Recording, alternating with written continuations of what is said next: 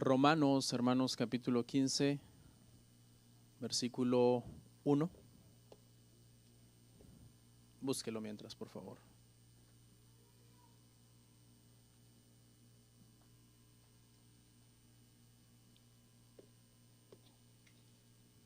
Bueno, leemos la palabra, dice de la siguiente manera, hermano.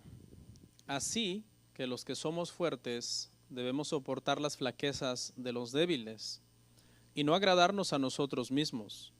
Cada uno de nosotros agrade a su prójimo en lo que es bueno para edificación. Porque ni aun Cristo se agradó a sí mismo. Antes bien, como está escrito, los vituperios de los que te vituperaban cayeron sobre mí.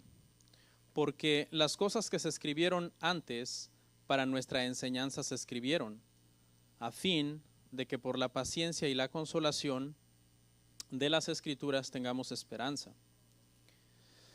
Pero el Dios de la paciencia y de la consolación os dé entre vosotros un mismo sentir según Cristo Jesús, para que unánimes a una voz glorifiquéis al Dios y Padre de nuestro Señor Jesucristo. Por tanto, recibíos los unos a los otros, como también Cristo nos recibió, para la gloria de Dios.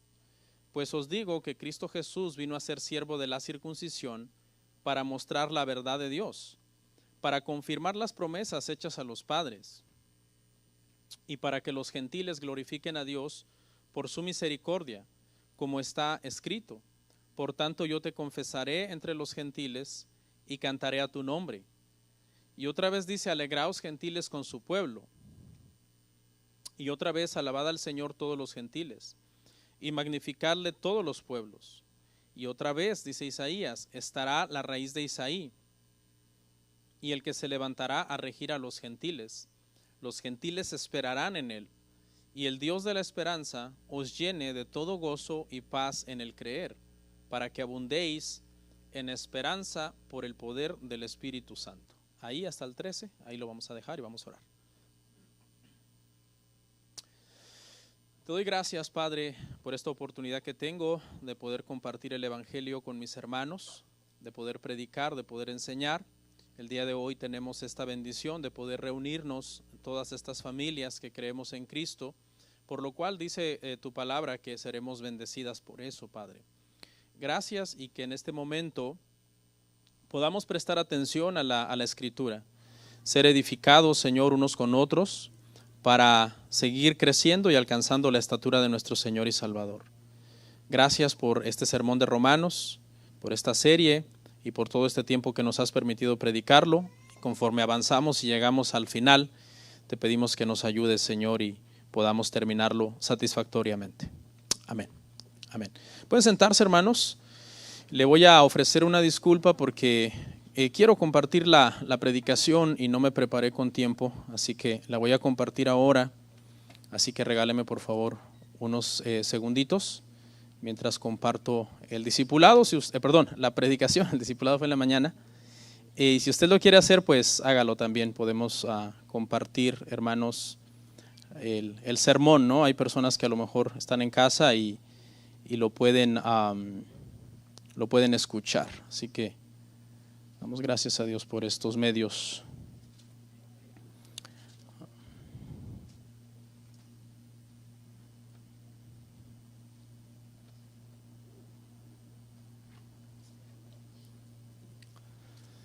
Bueno, damos gracias a Dios, hermanos, que hemos podido llegar al capítulo 15 ya de Romanos. Para los que han estado acá pendientes de esta serie, pues saben que la comenzamos ya desde enero.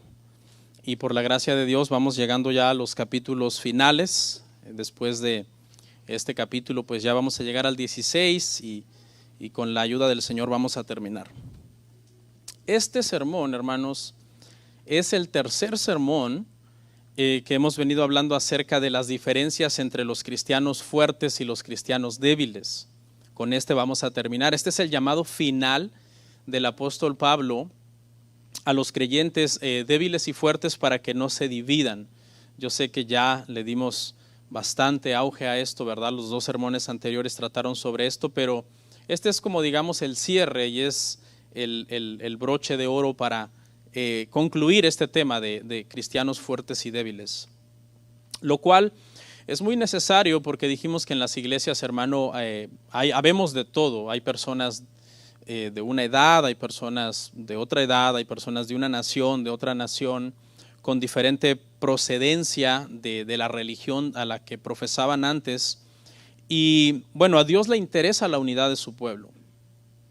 Dios quiere que todas aquellas personas que hemos sido unidos espiritualmente a Él por medio del nacimiento nuevo, por medio del nuevo nacimiento, pues ahora nosotros podamos unirnos también a nuestros demás hermanos. O sea, Dios pretende que no solamente esto sea una experiencia espiritual donde nosotros decimos, bueno, yo tengo unidad con Dios, pero también el Señor quiere que nosotros tengamos unidad también con los hermanos y necesitamos la ayuda de Él porque obviamente hay muchas diferencias entre nosotros que afectan esa unidad.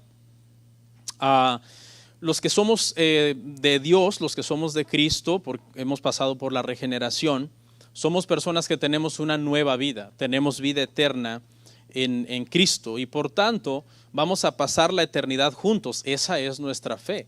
Vamos a pasar la eternidad juntos con el Señor. Y en el cielo no va a haber discordia entre hermanos. Allá no vamos a poder pelearnos, así que aproveche acá. Allá en el cielo, hermano, ya no vamos a pelear, ya no vamos a dividirnos. Y el Señor quiere, en su palabra, que esa unidad perfecta, hermano, y espiritual que tendremos en el cielo, sea una unidad que nosotros comencemos a poner en la práctica ya desde acá, desde la tierra. Y comencemos a trabajar y luchar en esa unidad. La unidad es algo que no se da en automático. No es algo tan simple como ya todos somos cristianos y ahora todos nos llevamos muy bien y todos estamos unidos. No, es algo en lo cual requiere, hermano, que nosotros hagamos externo algo que ya sucedió internamente. O sea, ya internamente nosotros somos nuevas criaturas en Cristo, estamos unidos a Dios, tenemos una unidad espiritual ya. Aún el hermano que usted menos le caiga bien, el hermano que usted dice, tal persona de veras me cuesta muchísimo, aún con esa persona usted ya tiene una unidad espiritual. Usted ya está unido espiritualmente con los cristianos que a lo mejor no hablan español. Por ejemplo, un cristiano en China que tiene completamente otra cultura, otras tradiciones, otro idioma, otra forma de pensar. Usted ya está unido espiritualmente con esa persona. ¿Okay? Pero ahora necesitamos entonces traer esa unidad interna y expresarla externamente por medio de llevarnos bien con las demás personas, que se haga visible, que se haga tangible, esa unidad que es espiritual, que se haga real en nuestras vidas. A Dios le interesa la unidad. Mire lo que dice el Salmo 133.1. El Salmo 133.1 dice así, dice, mirad cuán bueno y cuán delicioso es habitar los hermanos juntos en armonía. Dice que tiene dos características la unidad entre hermanos cuando hay armonía. Dice que es, número 1, es buena y número 2, es deliciosa. Hay cosas, hermano, que a nosotros a lo mejor nos pueden parecer o son buenas, pero no son deliciosas, ¿verdad? Por ejemplo, la medicina. Por lo general odiamos la medicina, especialmente los niños. Y tú dices, no, esta no está, o sea, delicioso no es, pero es bueno, porque te va a acabar haciendo bien. Si lo vemos desde el otro punto de vista, hay cosas que a lo mejor a alguien le pueden parecer deliciosas, pero que no son buenas. Por ejemplo, un vicio. Alguien puede decir, no, pero es que practicar este vicio es algo delicioso, sí, para tu carne, porque te produce placer, pero no es bueno porque te hace un daño. Entonces hay cosas que a lo mejor son buenas, no son deliciosas, hay cosas que a lo mejor son deliciosas, pero no son buenas, pero la unidad en el Señor reúne las dos características, es buena y es deliciosa, nos hace bien a nosotros. El hecho de que el Espíritu Santo more dentro de nosotros, hermano, como creyentes, es una razón muy poderosa para que nosotros busquemos la unidad con nuestros hermanos, porque el Espíritu Santo mora en mí y el Espíritu Santo mora en otra persona y debemos entonces en esa unidad espiritual tratar, hermano, de llevarnos bien, de trabajar unidos en equipo para hacer la obra del Señor. Por ejemplo, la iglesia primitiva, hermanos, que estaban llenos del Espíritu Santo, Y acordémonos que cuando hablamos de llenos del Espíritu Santo, estamos hablando de personas que son controlados por el Espíritu Santo. Reunían varios requisitos. Mire, le comparto algunos. Si usted lo quiere leer en su casa, lea Hechos 2, lea Hechos 3. Pero dice que partían el pan con alegría y sencillez de corazón. Había entonces esa humildad entre ellos para poder asociarse unos con otros, sencillez de corazón. Perseveraban en la doctrina de los apóstoles, no era un mero convivio, sí les amaban convivir, porque es bien bonito convivir con los hermanos, la verdad a mí me gusta convivir con la gente, me gusta llegar temprano, irme tarde, tratar de saludar, platicar, a mí me gusta eso y es muy bonito, pero vea que es más que eso, porque dice que perseveraban en la doctrina de los apóstoles, es decir, es la enseñanza principalmente la que los hacía estar unidos, se ayudaban en sus necesidades mutuas. Dice que nadie decía ser suyo propio a las cosas, sino que llegaban a algún momento en donde vendían cosas con tal de ayudar a los pobres y a los necesitados.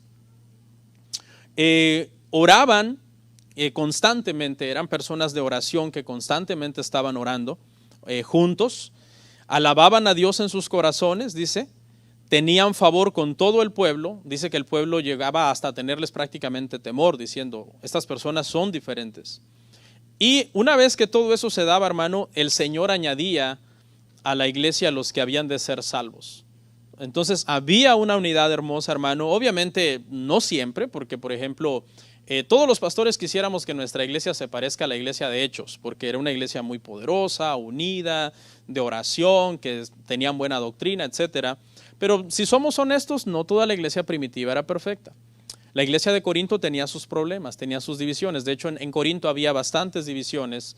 Por eso es que a ellos es que Pablo les dice, les cita la metáfora del cuerpo, diciéndole, estén unidos, somos miembros de un solo cuerpo, estamos dirigidos por una sola cabeza. Y está tratando entonces de guiarlos a obedecer a esa cabeza que es Cristo. En Cristo no hay diferencia entre judío, entre gentil, entre hombre, entre mujer, entre esclavo, entre libre, circunciso o incircunciso. Eso nos lo aclara muy bien el libro de Gálatas en el capítulo 3, verso 28. Y eso aplica para nuestros tiempos, hermano, porque pues aquí vemos gente de diferentes backgrounds, diferentes nacionalidades, con diferentes costumbres. Pero mire, ¿por qué estamos acá? Estamos acá porque somos cristianos. Estamos aquí porque hemos nacido de nuevo, amamos a Dios, amamos su palabra y queremos hacer su voluntad. La unidad perfecta nunca va a existir en la iglesia. Por eso es que aún en el siglo I no existió. Había mucha unidad, pero no era perfecta. En Corintios había división. ¿Por qué la unidad perfecta nunca va a existir? Porque nosotros somos imperfectos, nosotros somos humanos y tenemos fallas. Entonces, por eso es que la unidad perfecta realmente nunca la vamos a lograr a cabalidad. Sin embargo, en la medida en que nosotros crezcamos, seamos más maduros, más entendidos, más temerosos de Dios, la unidad debería de ir avanzando. Deberíamos de ir avanzando en unidad, en estar más unidos como iglesia con el paso del tiempo. Especialmente, hermanos, entre los que profesamos una cierta madurez más grande que otras personas. Porque no se espera, ¿verdad?, que un recién convertido entienda estos temas de la unidad de la misma manera que una persona que tiene muchos años en el Evangelio y que se espera de esta persona un carácter cristiano. El día de hoy, hermanos, estos 13 versos, les puse por tema agradándonos unos a otros por la gratitud de ser salvos. Es decir, sí, queremos agradarnos unos a otros, pero nuestra motivación es más que humana. No somos meramente un grupo de personas que hemos decidido agradarnos, sino que nuestra motivación es la salvación. Hemos sido salvados por el Señor y es de ahí donde nosotros entonces tenemos la fuerza para soportarnos, porque somos nuevas criaturas. Yo le aseguro que si todos los que estamos aquí hoy no fuéramos cristianos, pues no estaríamos aquí. O si en algún momento de nuestra vida nos hubiéramos cruzado siendo inconversos, quizás nos hubiéramos peleado, nos hubiéramos agarrado a golpes, qué sé yo, porque ese carácter era el carácter que teníamos antes. Pero ahora, como somos hijos de Dios, pues nos tenemos paciencia y nos soportamos y somos pues nuevas criaturas en el Señor. A continuación, hermano, vamos a ver 6 características espirituales entonces de por qué al conducirnos en la iglesia debemos de tratar de agradarnos unos a otros. La primera está en el verso 1, vamos a ir leyendo Romanos 15:1 en adelante una vez más. Y la primera razón o la primera característica, hermano, es que debemos tener consideración por los demás. Así que los que somos fuertes debemos soportar las flaquezas de los débiles y no agradarnos a nosotros mismos. Los que somos fuertes debemos de soportar las flaquezas de los débiles y no agradarnos a nosotros mismos. Dijimos en el tema pasado, hermanos, que la libertad cristiana del fuerte es una bendición, pero que en algunas ocasiones es mejor que el fuerte renuncie a esa libertad cristiana con tal de beneficiar a una persona débil. Acá la frase, hermano, la frase soportar las flaquezas de los débiles se refiere a que nosotros podamos ayudar con su carga a los hermanos débiles en lugar de nosotros criticarlos, en lugar de nosotros presionarlos. Por ejemplo, trayendo el ejemplo a los cristianos de Roma. Si en Roma había un hermano fuerte que decía, no, yo puedo comer esta carne, no hay ningún problema. Pero había un hermano débil que comía solo legumbres. Entonces, este verso quiere decir que el fuerte tenía que tener consideración del débil. En lugar de decirle, hermano, ¿cómo es posible que sea usted un niño espiritual, que no haya madurado, que sea usted ignorante de estos temas?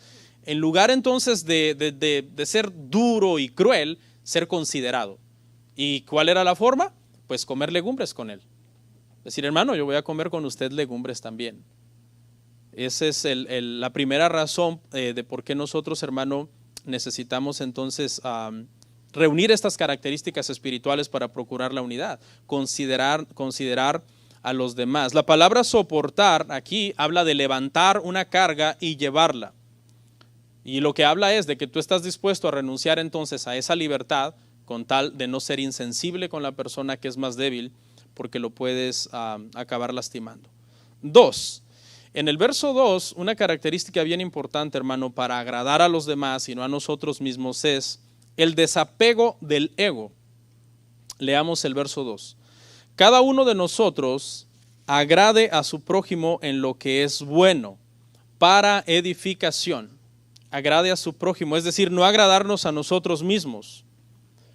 Para poder agradar a los demás en este sentido es bien importante dejar el ego a un lado. Ser considerado con la otra persona, dejar de buscar nuestro propio bien y pensar en los demás, pensar cómo podemos nosotros ayudar a los demás. Dice, cada uno agrade a su prójimo. Cada uno agrade a su prójimo. Pablo tenía esa consideración con los débiles. De repente él compartía con algún grupo de débiles y él trataba de hacerse a ellos, con tal de ganar, dice alguno, para Cristo. Lamentablemente no toda la gente tenía esas consideraciones con Pablo. Había gente que eran crueles con él, porque él era más maduro.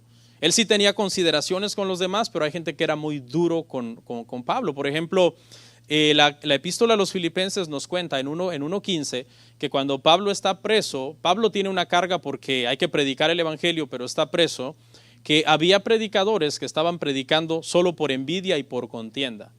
Y la razón de por qué estaban predicando por envidia y por contienda, en el contexto se cree que es porque tenían envidia del ministerio de Pablo y tenían envidia de sus dones. Y entonces como dijeron, ok, ahora él está preso, ahora es nuestro turno, ahora es nuestro ministerio. Y aunque estaban predicando lo correcto, lo estaban haciendo por las razones incorrectas. Y aquí hay un mensaje para los que predicamos, ¿no? Tengamos mucho cuidado de predicar lo correcto, pero de predicarlo por las razones también correctas. Entendemos que tenían razones correctas porque Pablo en el verso 18, Filipenses 1:18 dice, bueno, sea por pretexto o sea en verdad, Cristo está siendo anunciado. Entonces, esta gente estaban siendo duros con Pablo, no estaban siendo considerados con él, cuando él sí era muy considerado con los demás y había entonces renunciado al ego. Y había pues puesto la prioridad de las personas en primer lugar. Hermanos, si nosotros imitamos a Cristo, debemos estar dispuestos a renunciar a muchas cosas en beneficio de los demás, porque ese es el ejemplo que Jesús nos dio a nosotros. Cristo renunció a muchas cosas en beneficio de los demás. Por ejemplo, siendo Dios, se hizo hombre. Siendo rico, se hizo pobre. Siendo Él el creador, se volvió una criatura. Siendo santo, se hizo pecado, murió como un pecador en la cruz. siendo el león de la tribu de Judá, se volvió el cordero de Dios. Y siendo el autor de la vida, se dejó matar. O sea, muchas cosas que él hizo, renunciando a sí mismo para poder ayudar a los demás. Y ese es el ejemplo prácticamente de lo que Pablo está hablando aquí, que nosotros para poder procurar la unidad tenemos que tener consideración de la otra persona. No seamos tan duros, no seamos tan crueles con la otra persona. Claro, los falsos maestros son otra cosa, ¿no? Los falsos maestros son otra cosa, pero al hermano que por sus debilidades espirituales nosotros seamos duros y crueles, les estamos nosotros entonces haciendo daño porque estamos pensando solamente en nosotros mismos. La instrucción de la palabra es que tú consideres al otro hermano como superior a ti. Esa es la instrucción de la palabra, para que te acerques a él en humildad. Porque cuando nosotros nos acercamos a los demás mirándolos por arriba de la cabeza, como diciendo tú estás abajo de mí, vamos predispuestos muchas veces como a ganarles en todo y a ser mejores que ellos en todo. Pero cuando tú te acercas considerándolo como superior a ti, entonces tú le das un lugar de honor, de honra a esa persona. Debe de haber entonces eso, y debe de haber número 3 en el verso 3, conformidad a Cristo. Es decir, debemos parecernos a Cristo en lo que acabé de mencionar. Todo lo que él hizo de renunciar a sí mismo para beneficiar a otros, nosotros también debemos tener esa conformidad a Cristo. Lea conmigo el verso 3. Dice, porque ni aun Cristo se agradó a sí mismo. Antes bien, como está escrito, los vituperios de los que te vituperaban cayeron sobre mí. ¿Sí ve? Ni aun Cristo se agradó a sí mismo, siendo Dios. Dice que no se aferró a ser igual a Dios, sino que se despojó a sí mismo, tomando forma de siervo, hecho semejante a los hombres. Es obediente hasta la muerte y muerte de cruz. Entonces, Él nos da ese ejemplo. Pero, hermano, yo sé que somos humanos y hay ego en nosotros a veces y nos cuesta. Pero tenemos que, como decía yo la semana pasada, poner a raya ese ego por medio de oración, por medio de conocer la Escritura, para crecer en humildad. Porque la verdad es que sí nos cuesta, hermano, y pues somos sinceros, ¿no? No hemos llegado a la estatura de Cristo, pero esa es la meta, conformidad a Cristo. Seguimos avanzando, aunque sea a paso de tortuga, pero no retroceda, aunque sea a paso de tortuga, pero no se estanque. No se quede por ahí 2-3 años dándose un break. Voy a darme un break 2-3 años de mi vida cristiana, de mi vida espiritual, de mi vida de servicio a Dios. Los cristianos no pensamos así. Pensamos siempre en ir avanzando porque tenemos una meta y ese varón perfecto es el Señor Jesucristo. Aquí está citando una escritura, el apóstol Pablo, aquí en Romanos está citando una escritura que es algo que David dijo. David dijo esta frase. Más bien los vituperios de los que te vituperaban cayeron sobre mí. David era un hombre muy celoso de las cosas de Dios. Y cuando los malignos, decía David, los malignos, mis adversarios y los que se levantaron para comer mis carnes, atacaban y blasfemaban de Dios, David sentía un celo, hermano, tremendo por lo que estaban diciendo de Dios. Por eso cuando Goliat viene y los desafía, ¿cómo se sintió David, hermano? Se sintió encendido en el celo de Dios.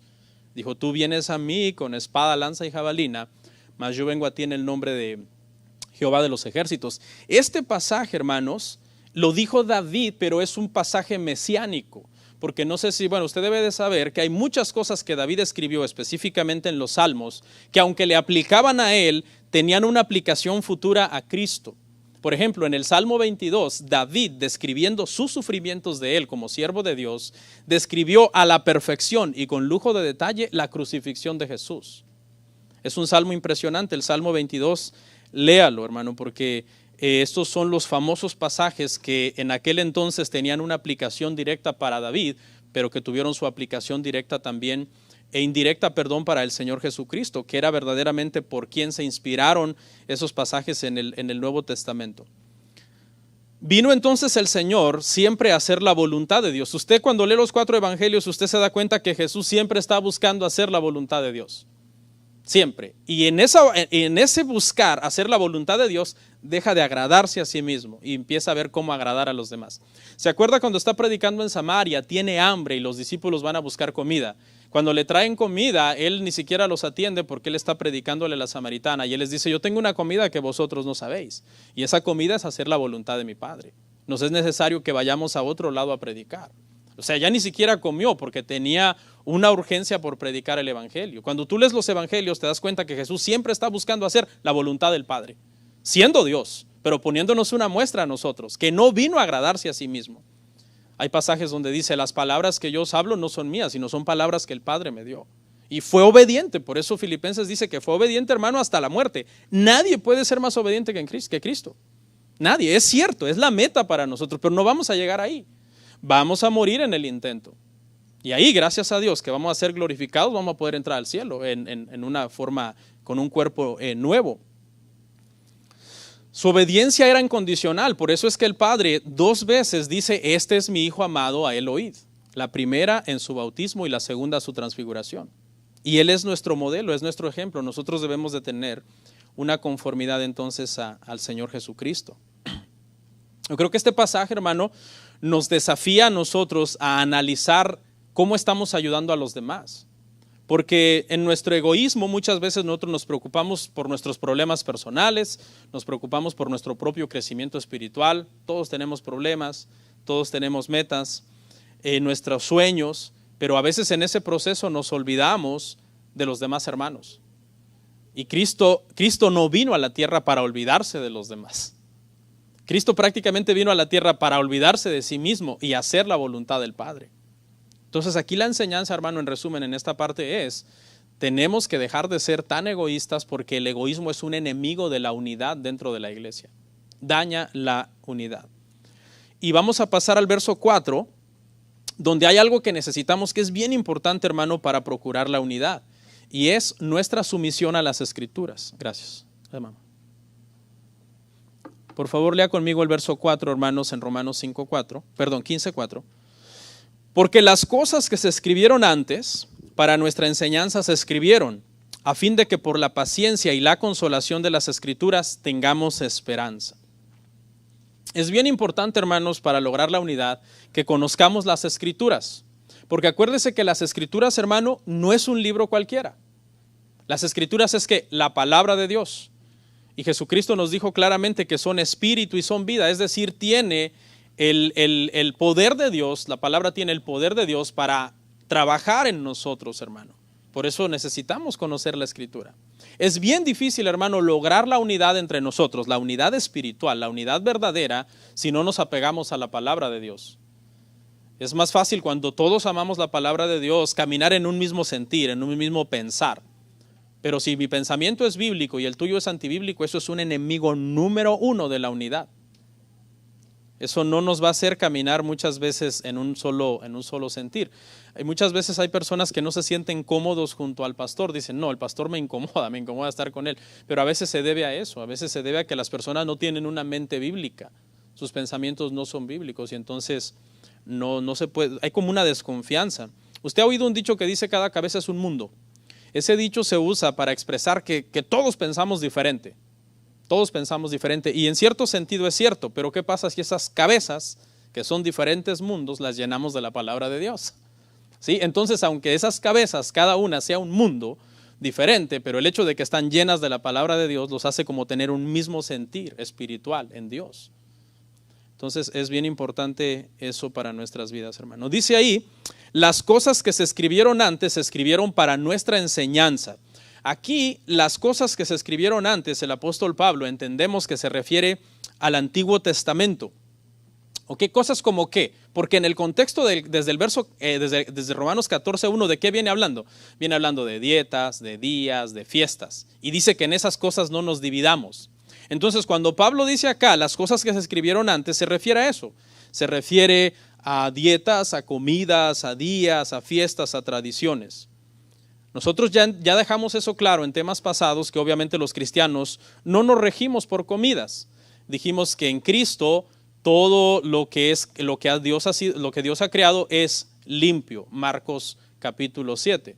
Que todo lo que tiene que ver con días, fiestas, etcétera, son sombras de Cristo. Colosenses 2:16. Eso ya nosotros lo tenemos claro. Ok, si todo eso nosotros no nos aplica como cristianos, entonces, ¿en qué sentido todo lo que se enseñó en el Antiguo Testamento es para nuestra enseñanza? Bueno, le voy a dar 3 razones de por qué todo lo que se escribió en el Antiguo Testamento es para nuestro bien, aunque algunas cosas que están allí nosotros no nos regimos por ellas. En primer lugar, es bueno que el creyente conozca todas las escrituras. Es bueno, todas las escrituras. ¿Sí? No se salte cosas que a usted dice, no, esto no me gusta. Por ejemplo, usted llega a leer la ley de los celos. Y usted dice, ¿yo para qué estoy leyendo la ley de los celos? Bueno, porque es bueno que conozcas la palabra de Dios. Porque es palabra de Dios. Entonces, la primera razón por la que todo lo que se escribió antes es bueno, porque es por la siguiente razón. Le pongo en una balanza. ¿Qué prefiere? ¿Conocerlo o no conocerlo? Es mejor conocerlo que no conocerlo. Entonces, todo lo que está en el Antiguo Testamento es bueno para nuestra enseñanza y es mejor conocerlo que no conocerlo. En segundo lugar, es bueno conocerlo porque, aunque quizás la letra no te aplica directamente a ti, el espíritu de ese mandamiento sí te aplica a ti. Por ejemplo, volvemos a la ley de los celos. Tú dices, ¿yo para qué leo la ley de los celos? ¿Acaso voy a agarrar a mi esposa un día y la voy a llevar al templo y vamos a buscar todo el polvo que haya en el templo y le vamos a dar en un vaso que se beba todo ese polvo? Porque no sé si se acuerda de la ley de los celos, que era esa. Cuando un hombre sospechaba de su esposa alguna conducta inmoral y se ponía celoso, la llevaba al templo y el sacerdote juntaba el polvo del santuario y entonces lo echaba en un vaso con agua y se lo daba a tomar a la mujer. Si el vientre se inflamaba, significaba que sí, esa mujer andaba en alguna inmoralidad y los celos de su esposo tenían una razón. Pero si el vientre no se le inflamaba, entonces el esposo estaba errado, estaba viendo de más cosas que no estaban pasando y el vientre no se le inflamaba. Entonces tú dices, ¿para qué yo estoy leyendo esto de la ley de los celos? O sea, ¿será que llevo a mi esposa el domingo a la iglesia y juntamos todo el polvo de la vacuum, se lo damos? No, pero ¿qué sí te aplica a ti? ¿Qué sí te aplica a ti? A ti te aplica el espíritu de ese mandamiento, porque los celos no son buenos. Ahora, puede ser que tus celos tengan razón, porque tus sospechas son confirmadas de que algo está mal.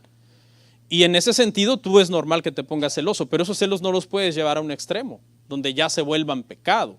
Por otro lado, la cuestión de la inmoralidad sigue vigente. La esposa no debería de caer en inmoralidad. ¿Sí ve? Entonces, aunque la letra no te aplica a ti, el espíritu sí te aplica a ti. Y hay una enseñanza para ti. Entonces, tú estás leyendo la ley de los celos y tú estás meditando en la ley de los celos. Y tú dices, wow, qué interesante esto. Y es mejor que yo sepa que esto está escrito a que yo ignore que esto está escrito. Entonces, mira, algunas veces uno llega a partes del Antiguo Testamento que uno dice, genealogías, ¿y para qué? Y estás ahí con las genealogías. En Crónicas las repiten otra vez las genealogías, porque como han vuelto del exilio, entonces quieren aclarar otra vez las cosas de Génesis y todo. Como un reinicio, como un reset. Y tú dices, ¿otra vez genealogías en Crónicas? Sí, otra vez. Y que fulano engendró a sutano, y que mengano a perengano, y nombres que no podemos ni pronunciar. Léalo. Y tú llegas que estas son las ofrendas mecidas, y que las ofrendas levadas, y las ofrendas del pecado, y la tórtola había que torcerle el pescuezo. Y tú dices, ¿pero qué es esto? Es bueno porque es la palabra de Dios. Ya no vas a matar tórtolas, ni nada de eso. Pero es bueno porque es la palabra de Dios. Yo antes tenía esa mentalidad de que cuando recién convertido yo decía, ¿para qué estoy leyendo esto de la ley de la lepra? Me lo voy a saltar. Pero todo es bueno porque es palabra de Dios. En tercer lugar, todo lo que se escribió antes, hermano, es bueno y es para nuestra enseñanza porque nos sirve como amonestación para nosotros no cometer los pecados que esas personas cometieron. De hecho, hay un pasaje, lo ve en su casa, 1 Corintios 10:11, que claramente dice que lo que se escribió y los tropiezos de Israel en el desierto y todas sus fallas, que están ahí registradas para nuestra amonestación. Es decir, para que nosotros no incurramos en esos errores. ¿Sí ve? Hay tres razones poderosas. ¿Por qué? Todo lo que se escribió antes es para nuestra enseñanza. Número uno, porque es mejor saberlo que no saberlo. Número dos, porque aunque no te aplique la letra de un mandamiento, el espíritu está vigente de ese mandamiento. Y número tres, porque te sirve de amonestación para no cometer los pecados. Usted sabe que grandes hombres de Dios en el pasado pecaron. Citemos uno en el Nuevo Testamento, Pedro. Wow, el pecado de Pedro fue muy feo. Citemos uno del Antiguo Testamento, David. El pecado de David fue horrible. ¿Está escrito eso para que nosotros actuemos como Pedro y actuemos como David? No, está escrito para que no actuemos como Pedro y como David en ese sentido. Por ejemplo, ¿cuál fue el pecado de Pedro? El pecado de Pedro fue creerse autosuficiente y decir, yo soy fuerte, yo no te voy a negar, Señor, yo voy a ir contigo hasta la muerte, si es necesario. y a la primera de cambios negó al Señor. Su pecado fue la autosuficiencia. Debemos entonces ser humildes. El que crea estar firme, mire que no caiga. Clemente, un discípulo de Pedro, escribió que Pedro se arrepintió de tal manera de su pecado que cada vez que él oía el canto de un gallo, ya en el paso de los años, él lloraba y pedía perdón por su pecado. David cometió adulterio, pero pregunta, ¿cómo se arrepintió David? O sea, imitemos lo bueno de ellos, imitemos que Pedro se arrepintió, dice que lloró amargamente, fue un arrepentimiento tan profundo que según Clemente siguió llorando en los años cuando cantaba un gallo, pobrecito, me imagino no podía ni dormir porque los gallos cantan a las 4 o 5 de la mañana. Pero ¿cuál fue la reacción de David, hermano, cuando vino Natán y lo amonestó? Ayunó, rogó, imploró, se tiró de rodillas, se tiró en el piso. Imitemos eso entonces de David. Thomas Brooke, un puritano, decía con respecto a este pasaje, decía, oh almas, podéis pecar como los santos. Y en forma de pregunta decía, ¿pero podéis arrepentiros como los santos? ¿Sí? Entonces, hermanos, yo le quiero dar un consejo aquí. Muchas veces nosotros ponemos de pretexto las fallas de los demás para no estar bien espiritualmente. Pero esa no es la razón de por qué en el Antiguo Testamento fueron escritas las fallas de los demás, sino ¿para qué? Para que no las repitamos. Entonces hay gente que se justifica y dice, no, pero es que David cometió adulterio y Pedro negó al Señor. Sí, pero ¿tienes el corazón de Pedro? ¿Tienes el corazón de David? Para pecar sí lo tengo, pastor. ¿Y para arrepentirte? Porque mira el corazón de ellos para arrepentirse. Un arrepentimiento y un corazón, hermano, profundo. Entonces, nunca uses las fallas de otros para excusar tu pecado. Nunca, porque eso lo prohíbe las Escrituras. Por ejemplo, cuando llegues al tribunal de Cristo y el Señor te pida cuentas, tú no le vas a poder decir, Señor, yo fui así de negligente en mi vida espiritual porque fulano me sirvió de tropiezo. ¿Sabes qué te va a decir Cristo? ¿Y? ¿Me viste pecar a mí? ¿Te salvó fulano que es tu pretexto para andar de pecador? Él te salvó. ¿Qué le vas a decir? Te va a dejar sin palabras. Porque no podemos usar los pecados de los demás como excusa para pecar, sino como amonestación para ser, hermano, para cuidar nuestra vida espiritual. Ahí mismo, en el verso 4, para que por la paciencia y la consolación de las Escrituras tengamos esperanza. Estamos en este punto entonces donde necesitamos una sumisión a las Escrituras, una sumisión a la palabra. La palabra es nuestra guía. Aquí menciona dos cosas, dice que nos da esperanza y nos da consolación. Vivimos tiempos muy difíciles, hermano.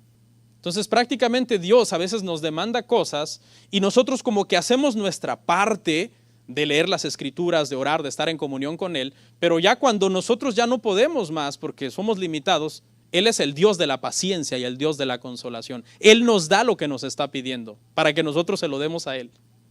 Así es de maravilloso el Señor, porque toda buena dádiva, todo don perfecto, todo eso desciende ¿de quién? Del Padre de las luces, desciende de Dios. Dios nos da la fuerza. Por ejemplo, dice, esfuérzate y sé valiente. Sí, claro, esfuérzate y sé valiente, pero también dice que el Señor le dará fuerzas al cansado. ¿Sí ves? Entonces como algo de conjunto. Dios quiere que seamos entonces de un mismo sentir, hermano, de un mismo sentir. Tenemos que pedirle a Dios en oración que nos ayude, hermano, para lograr la unidad. Quiero darle un consejo. Cuando usted sienta, hermano, una molestia con alguien, cuando usted sienta una irritación con alguien, la mejor medicina, hermano, para lograr la reconciliación es la oración. Siempre que usted se sienta molesto con alguien, que surja algo que irritó, que pretende dañar una relación con alguien, comiencen a orar. Por ejemplo, si A se enoja con B y sienten como una irritación, lo que ambos tienen que hacer es A, orar por B, y B, orar por A, y estar orando constantemente. ¿Por qué? Porque dice que Dios pondrá el sentir también en nosotros, hermano, del perdón. Muchas veces uno quiere reconciliar gente y uno dice, hermano, puede perdonar a fulano, y dices que no siento perdonarlo. Lo que podemos concluir con esto es que no hay oración. No hay oración. Por eso no sientes perdonarlo. No hay sumisión a la Escritura. ¿Por qué? Porque si hay oración y si hay sumisión a la Escritura, ¿quién te va a ayudar con ese sentir? Dios te va a ayudar con ese sentir. Porque es cierto, es verdad, perdonar es un mandamiento, no, ni siquiera queda a nuestro sentir. Dios no te está diciendo si sientes perdona o si no sientes no perdonas. Dios te manda que perdones, pero qué bueno es también que nazca en ti y que nazca de verdad en amor y no solamente por cumplir lo que Él te está ordenando, sino que tengas gozo de perdonar a una persona. Eso es bien importante entonces. Y llegamos al 6, y que es, hermano, perdón, yo creo que yo enredé aquí unos números. Ahora vamos a llegar al 5, que es dependencia del poder divino, dije ese, ¿verdad? Ese es el 5, perdón, tienen razón, repetí 2 veces acá el 4. El 6, vamos al último entonces, que está en el verso 6, y es dar gloria a Dios. ¿Cuál es el meollo de todo esto? Estar buscando la unidad, dar gloria a todos juntos a Dios, para que unánimes a una voz glorifiquéis al Dios y Padre de nuestro Señor Jesucristo. ¿Okay? Todo lo anterior se hace para que unánimes, y esta palabra unánimes va más allá de una simple unidad. Prácticamente se habla de ser de una sola alma, de un solo corazón, para darle gloria al Señor.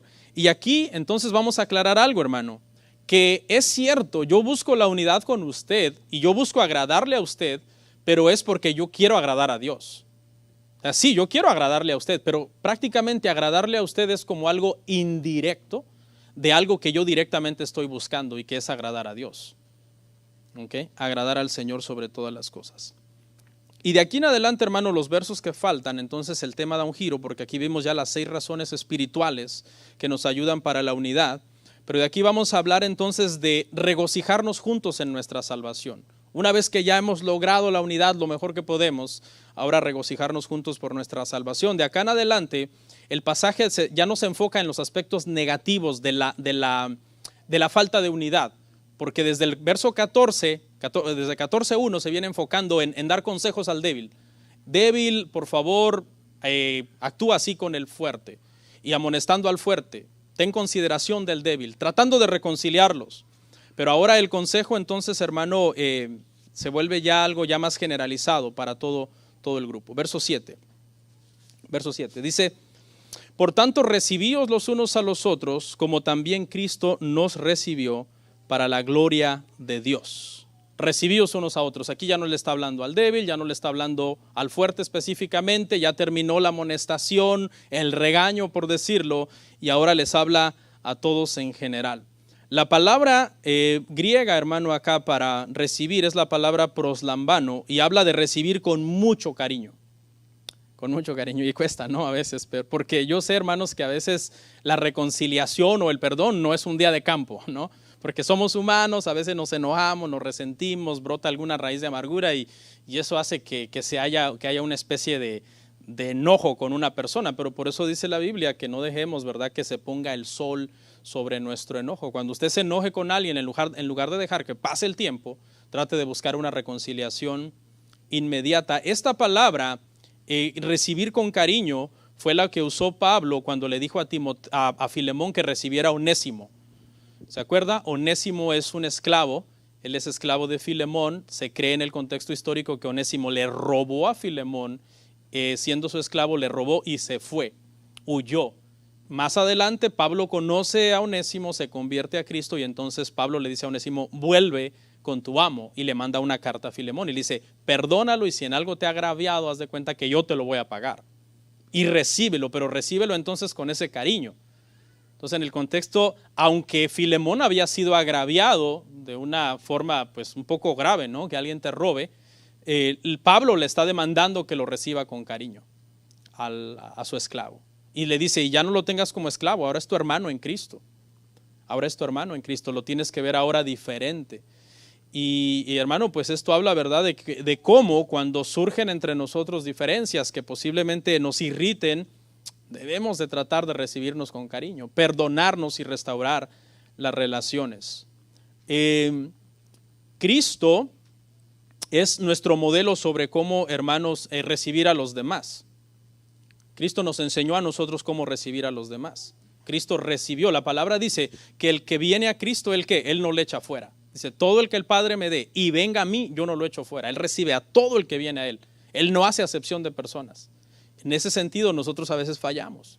Nosotros a veces decimos: no, con fulano sí, con mengano no, y eso pues no está bien, porque cuando tú rechazas a un cristiano, en cierta forma tú estás rechazando a Cristo. ¿Por qué en cierta forma? Bueno, porque Cristo ya está en ti, ¿no? O sea, ¿cómo va a estar rechazando a Cristo si está en mí? Pero ¿en qué forma lo estás rechazando? Lo estás rechazando porque también está en el hermano. Así que en cierta forma, al rechazar a un hermano en quien Cristo vive, estás rechazando de una u otra forma a Cristo. Cristo recibió, hermano, a todos. ¿Se acuerda de los apóstoles? El más cercano a Jesús era Pedro, y Pedro era el más imperfecto de todos. Y el Señor lo recibió a Pedro y lo llamó al ministerio. Una iglesia, hermanos, que procura la unidad es un buen sistema de evangelismo para los incrédulos. Los incrédulos querrán oír el evangelio si nos miran que nosotros estamos unidos, que nos llevamos bien, que tratamos de agradarnos unos a otros. Pero una iglesia, hermano, llena de conflictos, de divisiones, de contiendas, es una iglesia que más bien sirve de tropiezo a los incrédulos. Le voy a hablar de 4 características en cómo Cristo acepta a los pecadores. La primera, Cristo los acepta gozosamente.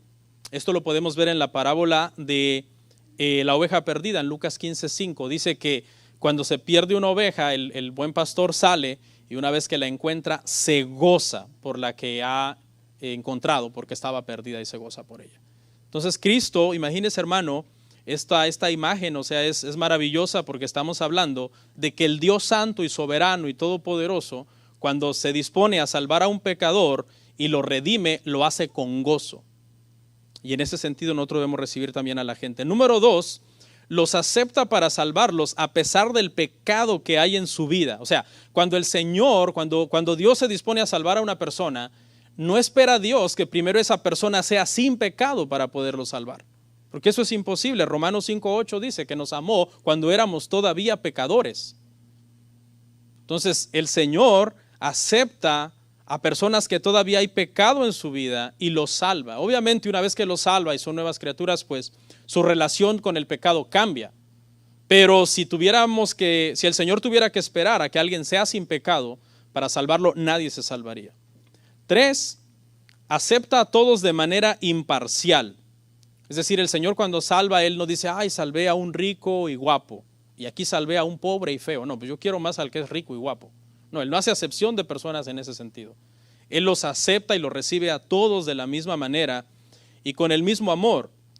Y también Cristo acepta a los pecadores para la gloria de Dios. ¿Ok? Hay gozo en el cielo, dice, hermanos, cuando un pecador se arrepiente. Y ese gozo, hermano, no es tanto por la persona que se arrepintió. O sea, sí hay gozo por la persona porque Dios ama a la persona que ha salvado. Pero el gozo más grande en el cielo es porque Dios salvó a la persona. Le explico por qué. Eso se debe, hermano, a que cuando el Señor decidió salvar a una persona, el Señor no hizo el compromiso con la persona. Dios no tenía ningún compromiso de salvarme a mí. Él nunca me dijo, no, pues yo te voy a salvar a ti, Bernardo. El compromiso, Él lo hizo consigo mismo. Dios hizo el compromiso consigo mismo de salvar a las personas que Él escogió desde la eternidad. Por eso es que hay gozo en el cielo, porque Dios es bueno. No quiere decir que no nos ama, hermano, pero la razón principal es porque Dios nos ha salvado. Entonces, en estos 4 aspectos, nosotros debemos recibir a los demás. Se lo resumo, mire. Debemos aceptar a los demás con gozo. Debemos aceptar a los demás con gozo. Debemos aceptarlos sabiendo que todavía pecan. Sí, tu mejor amigo o tu hermano todavía peca, todavía falla. Hay falla todavía, hay pecado todavía porque no hemos sido glorificados. Debemos aceptar a los demás sin hacer acepción de personas. Es decir, tratar de ver a todos nuestros hermanos en Cristo por igual. Y debemos aceptar a los demás para la gloria de Dios. Para la gloria de Dios, porque eso es exactamente lo que hizo el Señor Jesús. Vamos a ver el verso 8, hermanos. Romanos 15:8. Dice, pues os digo que Cristo Jesús vino a ser siervo de la circuncisión para mostrar la verdad de Dios, para confirmar las promesas hechas a los padres. De aquí en adelante, hermano, el apóstol lo que hace es citar ejemplos del Antiguo Testamento. Y la razón es porque quiere ilustrar que desde tiempos de antaño siempre fue el deseo del Señor de salvar a los gentiles.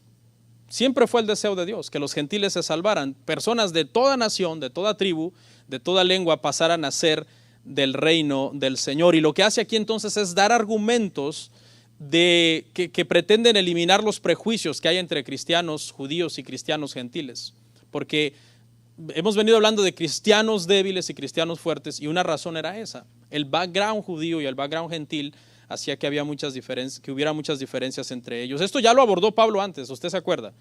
Todo el capítulo 9, 10 y 11 trató este tema de la situación de Israel, cómo Dios provocó a celos a los judíos, salvando a los gentiles, y entonces una vez que los provoca celos a ellos, entonces salva a los judíos que iban a creer en Cristo.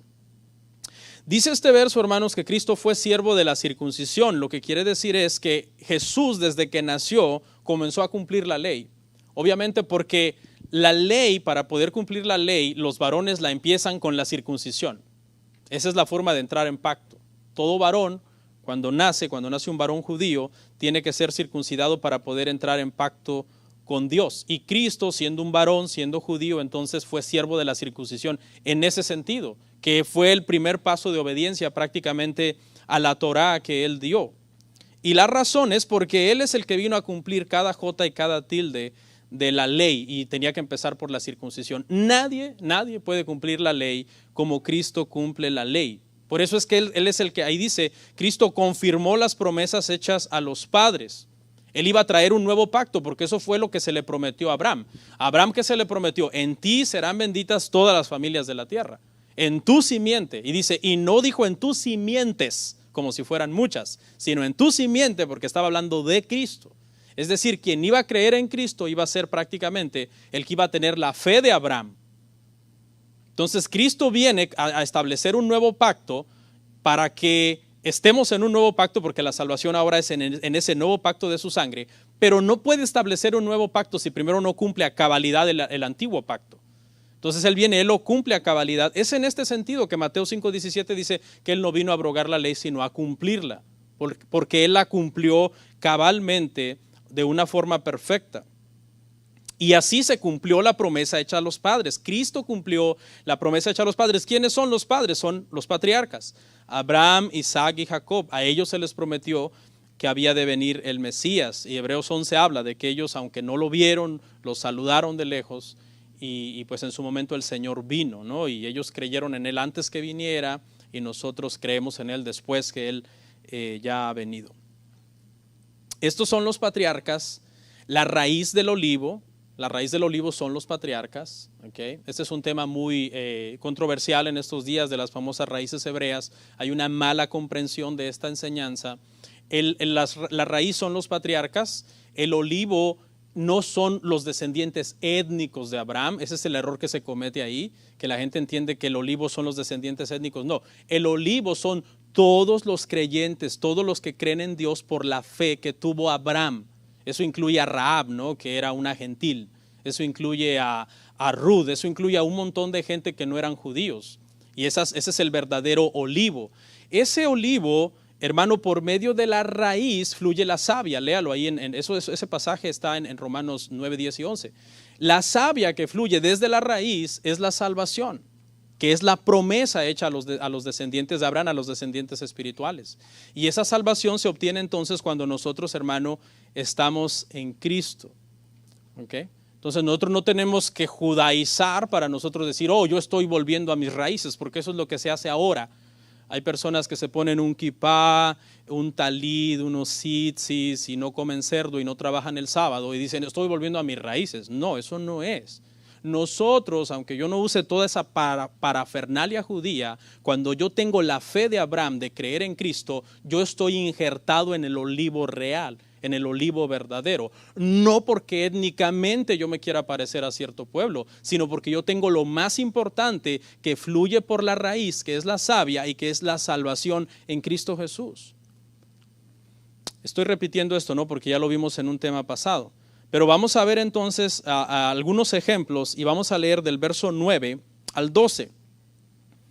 Ahí en Romanos 15, 9 al 12, hermanos. Para que los gentiles glorifiquen a Dios por su misericordia, como está escrito.